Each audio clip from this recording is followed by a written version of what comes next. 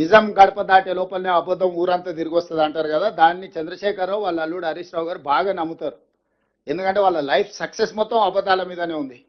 Family family family package కింద అబద్ధాలు చెప్పి బ్రతకడం బాగా నేర్చుకుని వాళ్ళ ట్రైనింగే అట్లుంది, స్కూలే అట్లుంది, సిలబసే అట్లుంది, ఓన్లీ అబద్ధాలే చెప్పాలి మనం అని. నిజం చెప్తే విక్రమార్కుడు ఏదో ఉంటుంది కదా, నిజం చెప్తే మీ తల వేవు ముక్కలైపోతుంది అన్నట్టు నిజం చెప్పితే వాళ్ళు చచ్చిపోతారని వాళ్ళకి ఏదో శాపం ఉన్నట్టుంది, అన్ని అబద్ధాలే. నేను అందుకే చెప్పిన హరీష్ రావు గారు ఇన్ని ఆరోపణలు చేస్తారు కదా, ప్రత్యేక శాసనసభ సమావేశాలు ఏర్పాటు చేద్దాం. ఒకరోజు కృష్ణానది జలాల మీద, ఇంకొక రోజు గోదావరి నది జలాల మీద చర్చ చేద్దాము.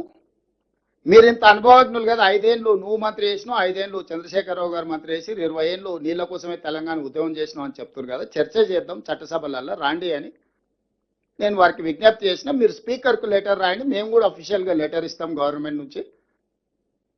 ప్లాట్ఫామ్ మీద ఫేస్ టు ఫేస్, ఇప్పుడు నేను ఏం చెప్పినా మీరందరూ మన వాళ్ళే, మీరందరూ ఎక్కువ తక్కువ 99% నేను చెప్పిన దాన్ని ఆమోదిస్తారు. నేను అట్లా వాదించదలుచుకోలే, నేను మీకు వివరాలే ఇస్తున్నా.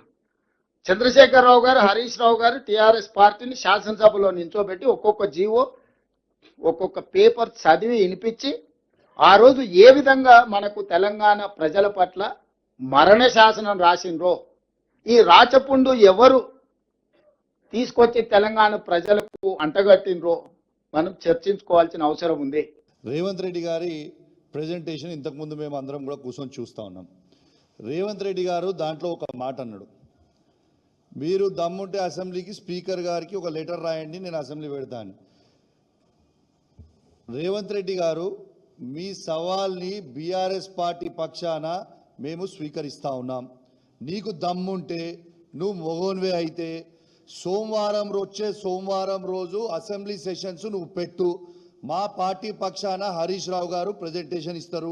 ఇక నీ పార్టీ పక్షాన నువ్వు ఇస్తావా, నీ ఆఫీసర్ ఇస్తాడా, నీ ఇష్టం. నీకు దమ్ముంటే సోమవారం పెట్టు.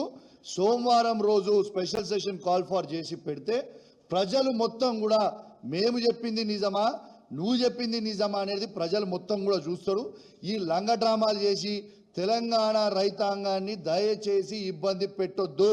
మన తెలంగాణ నీళ్ళని ఆంధ్రాకి ఇచ్చిపెట్టొద్దు. నీకు దమ్ముంటే, మళ్ళీ చెప్తాను, ఈ సవాల్ని స్వీకరించడం. నీకు దమ్ముంటే సోమవారం రోజు సెషన్ పెట్టు. మా హరీష్ రావు గారు మా పార్టీ పక్షాన మాట్లాడతారు. మీ పార్టీ పక్షాన నువ్వు మాట్లాడుతావా, నీకు నాలెడ్జ్ లేకపోతే మీ ఆఫీసర్ మాట్లాడతారా, నీ ఇష్టం మాట్లాడి చెప్పుడు. ప్రజలు మొత్తం కూడా ఇంటర్ అని కూడా ఈ సందర్భంగా తెలియజేస్తూ సెలవు తీసుకుంటాం.